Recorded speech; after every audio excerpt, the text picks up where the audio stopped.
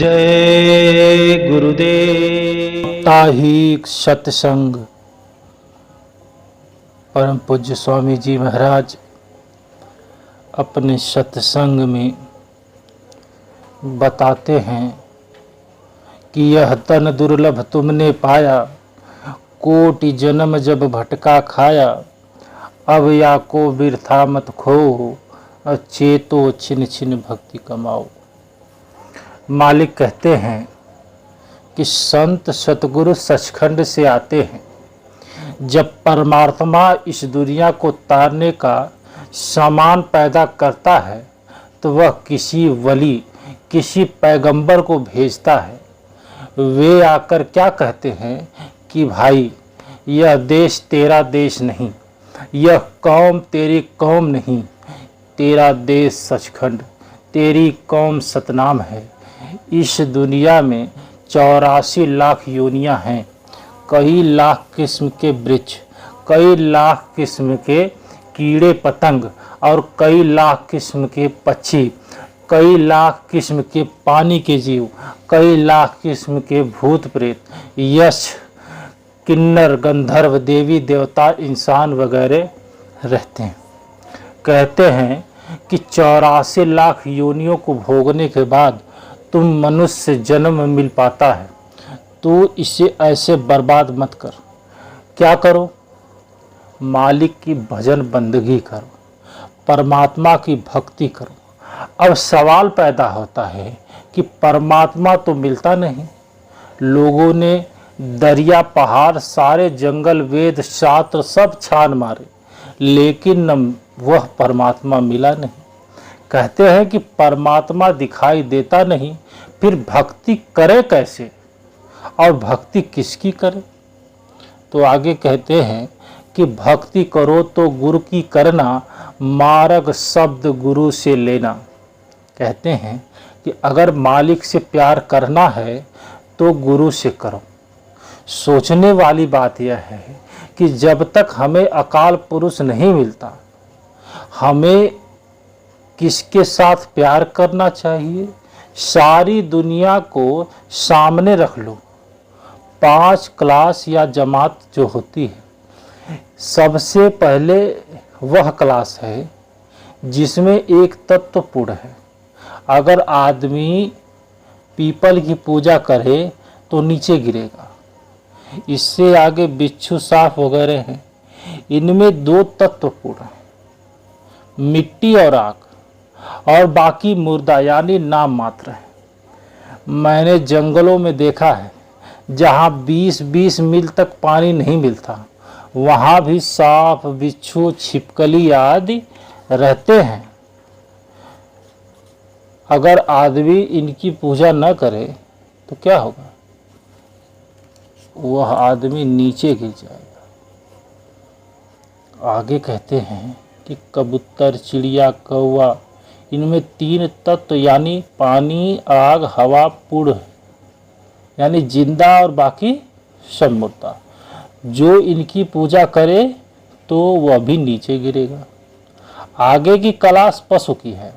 गाय, भैंस, घोड़े वगैरह, इनमें 4 तत्व पूर्ण है, मिट्टी, पानी, आग और हवा, बाकी एक मुर्दा है। जो आदमी पशुओं की पूजा करता है वह पशु बनता है। इसलिए आदमी से बढ़कर और कोई ऐसा तत्व नहीं, कोई ऐसा व्यक्तित्व नहीं जिसकी पूजा की जा सकती है। तो पूजा करे आदमी की क्यों करे? यहाँ आकर दुनिया नास्तिक हो जाती है। वे कहते हैं जो आपका परमात्मा है, लाओ दिखाओ, वह कहाँ है? ये सवाल होता है। लेकिन इसके आगे रास्ता है। किस तरह? जिस तरह एक कमरा है जिसमें एक बैटरी कलकत्ता या और किसी जगह से जुड़ी हुई है, वह बैटरी खबर देती है और खबर लेती है। अगर उस कमरे में 10, 20, 50 और बैटरियां हों जिनकी तार जुड़ी न हो तो वो खबर न तो ला सकती है और न तो हाजिर कर सकती है। यही हालात संतों की है। उनकी जो बैटरी है, उनकी तार उस परमेश्वर के पास है, उनसे जुड़ी हुई है। हम उनके पास क्यों जाते हैं? क्योंकि उनकी अकाल पुरुष के साथ सीधी बात होती है। वे परमात्मा से खबर लेते हैं और उन्हें देते हैं। वे हमारी तार उससे जोड़ सकते हैं। इसीलिए उनकी भक्ति करनी चाहिए। उन्होंने गुरु भक्ति का नमूना बताया कि गुरु से प्यार करके अपना हृदय निर्मल किया जाता है। अब जब हम गुरु के पास जाते हैं तो गुरु क्या कहता है कि मैं गुरु नहीं, गुरु तेरे अंदर है, अब मैं तेरा तार उसके साथ जोड़ देता हूँ। अब आगे कहते हैं कि शब्द मार्गी गुरु न होए तो झूठी गुरुवाई लेवे। ग्रंथ साहब में बड़ा जोर दिया गया है कि पूरा गुरु चाहिए, अधूरे गुरु से काम नहीं बनता, यानी पूरा फायदा हो नहीं सकता। तो गुरु शब्द का रास्ता देता है, वह पूरा गुरु है, और नहीं तो अधूरा गुरु है। जिस ग्रंथ साहब गुरु शब्द कहा गया उनमें वो भाग्य से मिलता है, वरना अधूरे गुरुओं की ट्रेन चल पड़ी है, दुनिया उससे भरी पड़ी हुई है। आगे लिखते हैं कि गुरु सोई जो शब्द सनेही, शब्द बिना दूसर नहीं सेई। अगर शब्द स्वरूपी शब्द अभ्यासी गुरु मिल जाए, चाहे किसी कौम किसी मजहब का क्यों न हो, उससे रास्ता ले लो। आगे कहते हैं कि शब्द कहा मैं गगन शिखर का, शब्द कहा मैं शून्य शहर का, और शब्द कहा मैं भंवर डगर का, और शब्द कहा मैं अगम नगर का। कहते हैं लिखने पढ़ने बोलने को शब्द नहीं कहते। जो शब्द गुरु देता है वो तुरिया पद में जाकर मिलता है। 9 दरवाजों से, सूरज चंद्रमा तारों से रूह को निकाल कर जब वो अभ्यासी तुरिया पद में जाता है तो वह शब्द मिलता है। यहाँ से 5 शब्द शुरू होता है। पहले ब्रह्म शब्द, फिर पार ब्रह्म शब्द, फिर सोहंग शब्द, सचखंड तक 5 शब्द पूरे हो जाते हैं। जितने संत महात्मा आए सबने यही नाम बताया और सब सचखंड से आए हैं। उनका 5 शब्द का रास्ता है। गुरु नानक साहब, कबीर साहब, पलटू जी, दादू जी, मौलाना रूम और दूसरे महात्मा भी शब्द मार्गी थे। जो इन 5 शब्दों का हमें रास्ता दे वह पूरा गुरु है। आगे कहते गुरु पहचान खूब मैं गाई, धोखा आया में कुछ न रहाई। अब हमने गुरु की पहचान बता दी। अगर ऐसा गुरु मिल जाए तो बड़ी खुशी से उसे धारण कर लो। आगे कहते हैं कि शब्द कमावे सो गुरु पूरा, उन चरण की हो जा धुरा।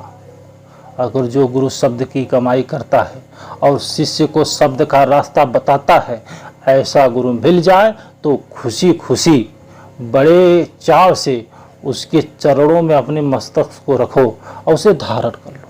आगे कहते हैं और पहचान करो मत कोई, लक्ष्य अलक्ष्य न देखो सोई। कहते हैं और पहचान करने की ज़रूरत नहीं है। यह भी ख्याल न करो कि वह गृहस्थी का है, कि त्यागी है, कि हिंदू है, कि मुसलमान है, चाहे किसी भी कौम मजहब का हो, उसे अपना लो। आगे कहते हैं कि शब्द भेद लेकर तुम उनसे, शब्द कमाओ तुम तन मन से। आदमी को चाहिए कि उनसे शब्द की राह लेकर के अपने अंदर चढ़ जाए, कमाई करके दर्जा ब दर्जा सचखंड पहुंच जाए।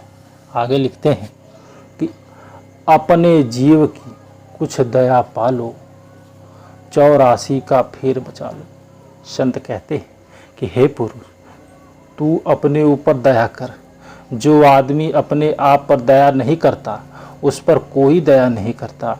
जो आदमी चोर ठगी डाके दुराचार करता है वह अपने आप को नरक का अधिकारी बनाता है। जो आदमी भजन सिमरन करता है, नेक पाक रहता है, वह अपने आप को मालिक के चरणों के साथ जोड़ लेता है। और जो ऐसा नहीं करता वह इस दुनिया में मारा मारा फिरता है, उसे कुछ हासिल नहीं हो सकता। आगे कहते हैं कि नहीं नरकन में अति दुख पाइयो, अग्नि कुंड में छिन छिन दहियो। जो अपने ऊपर रहम नहीं करते उन्हें फिर नरकों में सड़ना पड़ेगा, खोटे खोटे जन्मों में दुख भोगना पड़ेगा। आगे कहते हैं कि यह सुख 4 दिनों का भाई, फिर दुख सदा होए दुखदाई। कहते हैं कि इस दुनिया में तो 10-20 साल सुख है, नरकों की मियाद करोड़ों साल की है। जब यह पेड़ों की योनि में आता है उनकी उम्र सैकड़ों साल की हो जाती है। यह मनुष्य की उम्र गुजर जाती है। अगर अच्छे अच्छे पलंगों महलों में आप जाकर देखें तो कई कई साल तक वह चीज़ें वैसे की वैसी पड़ी हुई। अब क्या कहा जाए, अगर मालिक के भजन में 10-20 साल गुजार लो तो फिर 84 के जन्म चक्कर से तुम आज़ाद हो जाओगे। अगर यह मनुष्य जन्म भूल जाए, छूट जाए, बीत जाए तो फिर पछताने के सिवा और कुछ रास्ता नहीं है। यह जन्म फिर हजारों करोड़ों साल बाद आपको मिलेगा। आगे कहते हैं कि बार बार मैं कहूँ चिताई, दया करो तुम्हारी सताई, मेरे मन करुणा असहाई, चेतो तुम गुरु होई सहाय। चूँकि संत सचखंड से आते हैं इसलिए बार बार हमें समझाते हैं कि पुरुषों, हम तुम्हें दुखी देखकर समझाते हैं। हे पुरुषों, हमें तुम पर रहम आता है। अगर आप जरा भी अपने ऊपर रहम करके मेहरबान हो कर के मेरी बात मानो, अंदर चलो, हम तुम्हारे साथ हैं और हम तुम्हारी मदद करेंगे। आगे कहते हैं कि बिन गुरु और न पूजो कोई, दर्शन कर गुरुपद नित सेई। जब तक तुम्हारा पर्दा नहीं खुलता तुम गुरु से प्यार करो। अगर आदमी चोरों के पास बैठता है तो चोर हो जाता है। प्लेग वाले के पास बैठोगे तो तुम्हें भी यह रोग हो जाएगा। जैसा हैजा वाले व्यक्ति के पास बैठोगे तो यह महामारी तुम्हें भी लग सकती है। अगर संत महापुरुषों के पास बैठोगे तो क्या उनकी गुण, उनके आचरण तुम्हारे पास नहीं आएंगे? आते हैं, क्योंकि उनकी किरणें जीवों को साफ करती है। प्यार करने वाले सृष्टि उनके जीवों पर जब पड़ती है उनकी दृष्टि तो जीव निर्मल हो जाता है।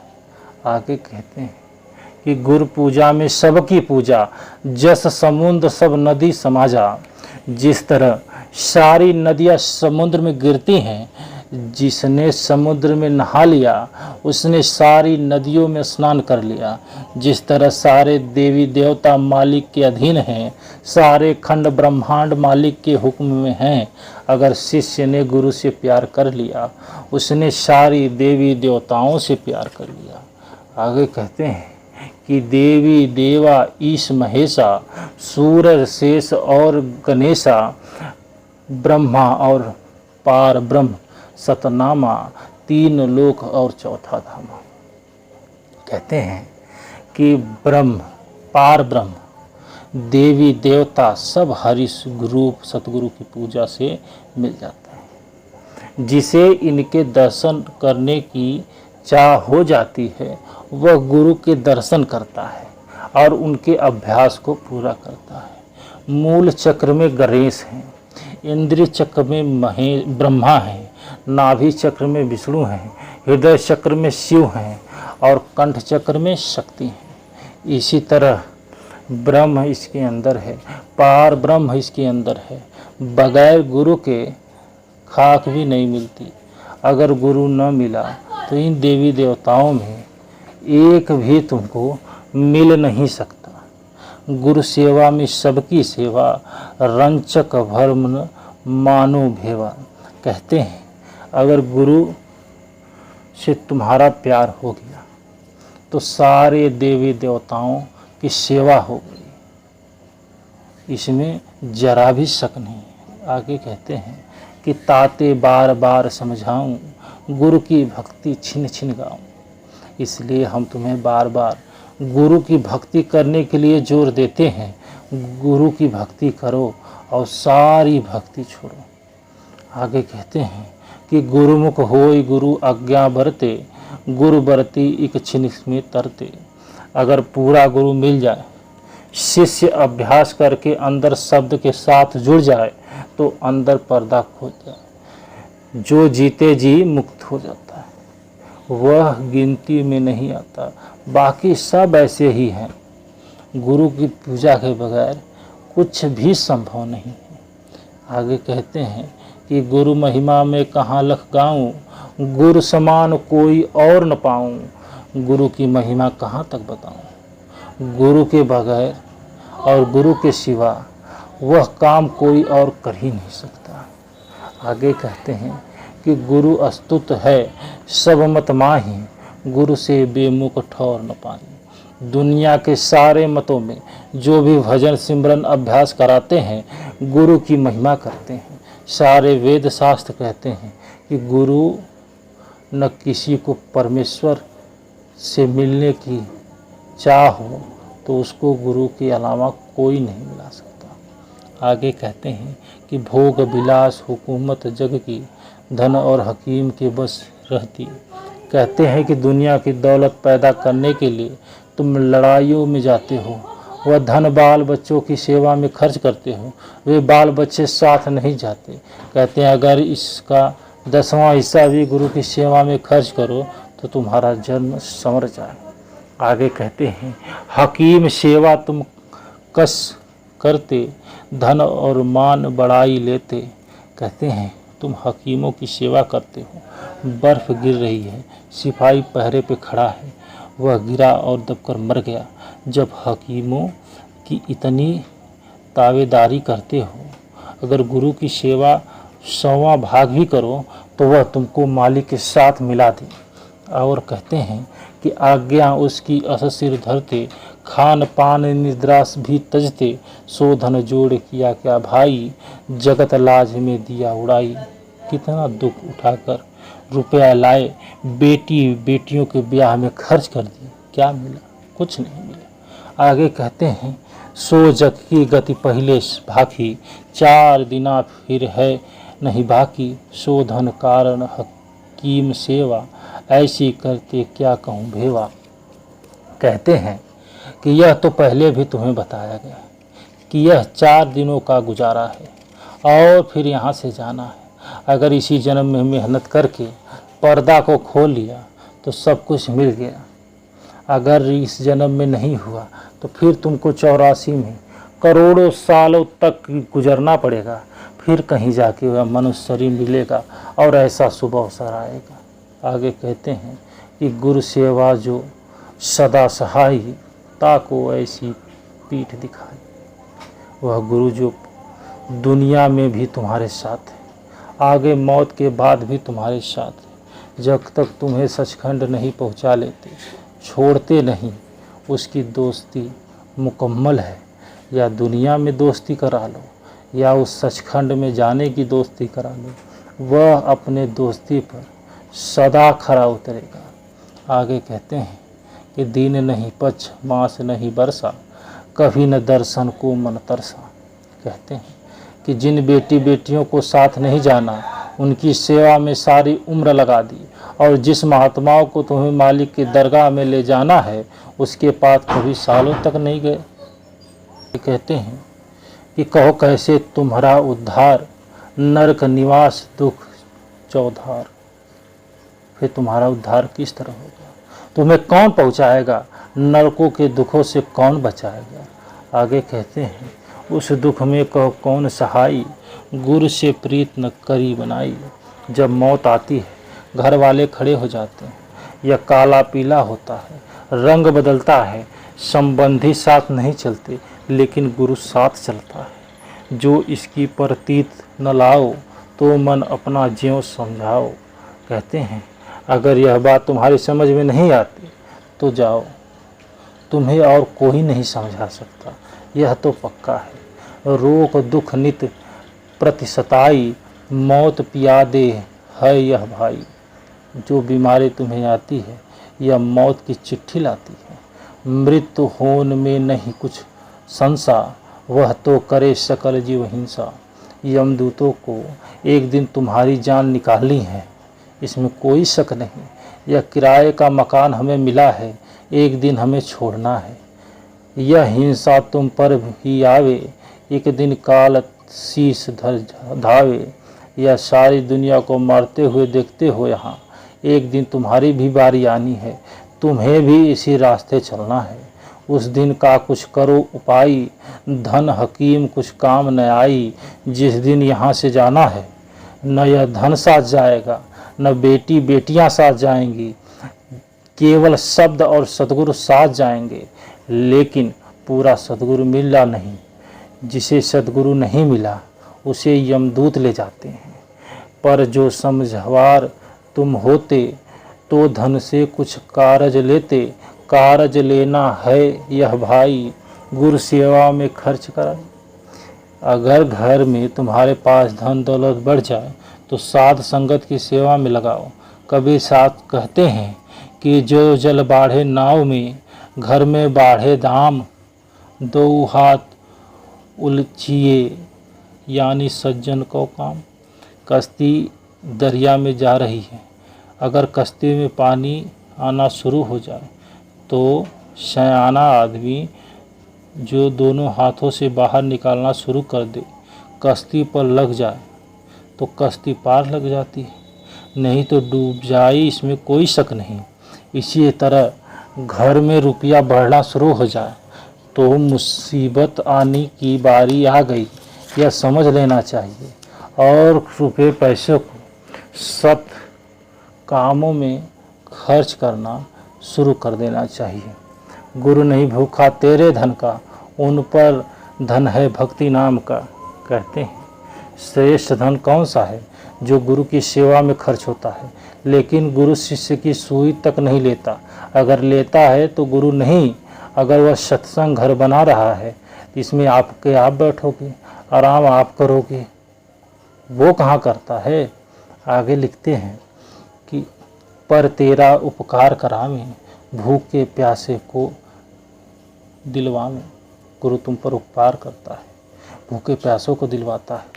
अगर मकान बनवा दिया ताकि इसका रुपया सार्थक हो गया। जो दौलत इस तरह निकलती है वह आदमी को पुण्य का भागी बनाती है। उनकी मेहर मुक्त तू पावे, जो उनको प्रसन्न करावे। उनका खुश होना है भारी, सतपुरुष निज कृपाधारी। जब तू परमार्थ में खर्च करता है, उस उपकार का पूरा फायदा मिलता है। हमें न किसी से रुपया लेना है, न खाना है।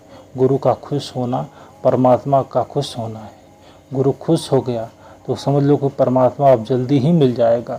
गुरु प्रसन्न हो जाओ ऊपर, वह जीव है सबसे ऊपर।